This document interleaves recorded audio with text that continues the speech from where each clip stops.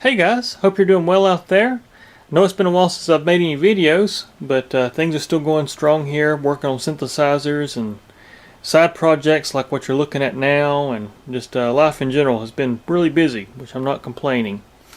But I've been doing these little side projects, just some stuff that I wanted to get done for some people, just personal stuff, you know, for myself as well as some others. So I work on this stuff like on weekends and after work. You know, sometimes I'll stick around the shop and do some work on some stuff. But I thought you guys might find this in particular item very interesting, because I did. And so this is from a friend of mine, and he messaged me. We've probably been talking about a year about this thing. And he said, I've got this clock, and he said his dad tried to work on it, and that it belonged to one of his family. I think it was his aunt that actually owned this. And so I decided to, to take up and look at it for him. And when I got it, I soon realized that it wasn't a clock at all. It has a clock built into it, but it's a doorbell. It's what it is. It's from the 1950s, and it's an old Nutone doorbell. So those that don't know about Nutone, they're actually still around, and they make stuff like doorbells. They make the ventilation fans for bathrooms. Just some household items, like appliances that are usually built into the house. Or add-ons to a house, like fans and that kind of stuff. And so this is one of their early doorbells here. And so what I did is I took it and actually made it into a unit, because originally what happened was you'd hang the doorbell on the wall, and then this box would hang on top of it, just like a modern day doorbell, where you install the guts of the doorbell and you put the nice little protective cover over it. Same kind of idea with this. But I kind of made it a self-contained system for him, so he can hang it on the wall and have like this really cool clock with a doorbell. But I'll show you what's inside this thing. So I'll show you what I did here. So as you can see, it's pretty complex, but everything is telecron. So the clock's powered by a telecron motor. The doorbell is actually ran by a telecron motor that runs a rotary switch that triggers these solenoids down here. That actually is what hits the tubes for the chime. So you can kind of see how that works. So what I did is it's all 20 volt. So it's not 24 volt like most things you find these days. It's actually 20 volt. So I had a transformer I took out of a satellite receiver from the 80s, and I mounted it in here, fused everything. So we got the 120 volt fused. We got everything fused. Of course, I'm going to put a cover over the 120 volt side. And so I've got everything fused. I got the clock fused, as well as the doorbell system, and built a back panel, because originally what you would do, I'll see if I can do this one-handed. So this assembly right here, you can see I have screws in the sides, and you can see it has the little hooks.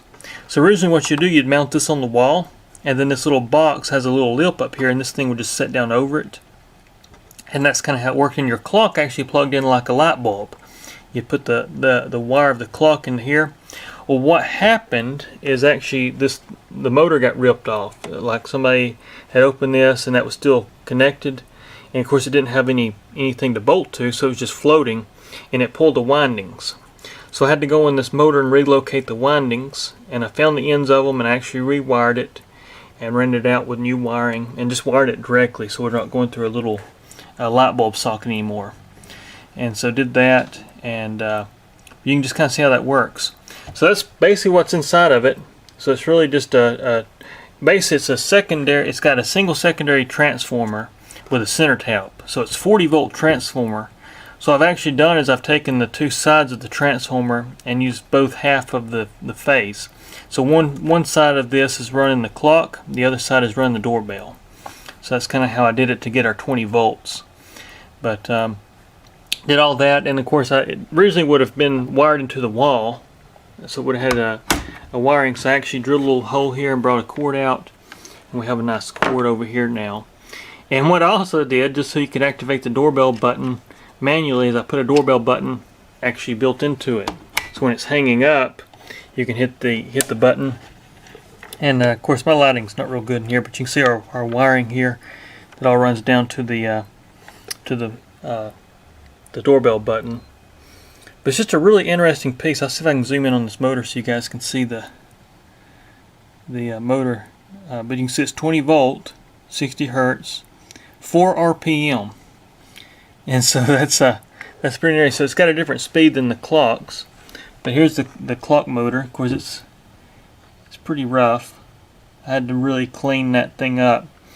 And of course, everything is kind of built. I'm not going to say it's built really great. You know, it's kind of a cheaper build quality because the motor and everything's riveted, or not the motor, but the gear sets are riveted. So I couldn't actually take the clock apart to really clean the gears up.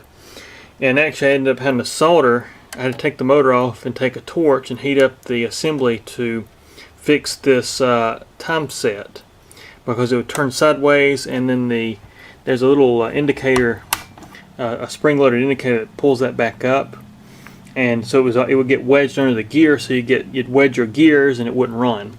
And so I had to kind of solder that axle of the gear that runs through so it wouldn't rotate. So fun stuff. It was just a lot of fun.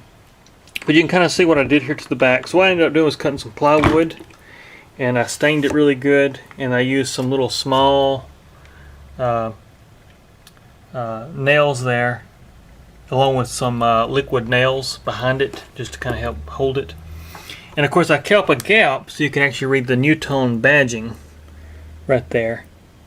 So there's your Nutone badging, and there's actually a date right there, but I can't make it out. It's like, I think it's August. I can't make it out now. But that's basically where the little doorbell would hang. So when you'd hang that inner piece onto the wall, this is the lip that would set behind it, and this is what held it all together. So now it's actually an assembly, is what I did. I made it into a little assembly. But cleaned it up really good. You know, just cleaned everything up, and it actually works pretty well.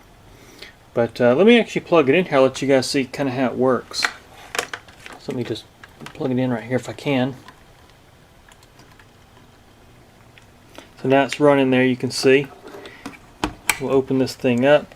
So the doorbell light, I've got it fixed where it lights up, and you have to hold it in for about 2 seconds because you have to give that motor time to get off the contacts. So you can see now it's running. You can see our solenoids popping out there. So anyways, you can kind of see how that works, and it'll go back to a point. It's that flash, and then it's back. The contacts are back open on that motor, on that rotation, rotary switch.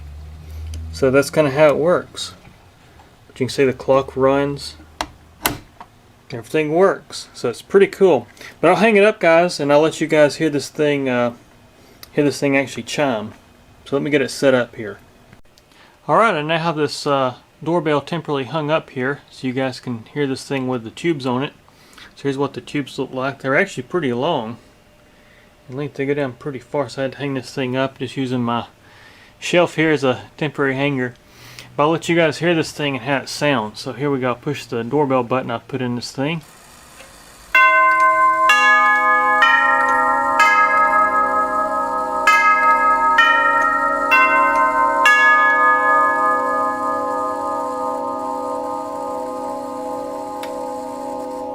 You see the light come back on the doorbell button. It's got a really long resonance, as you can hear. But anyways, just thought some of you guys might like to see this little project I've been working on, and there'll be more synths here to come very soon. But thanks for watching.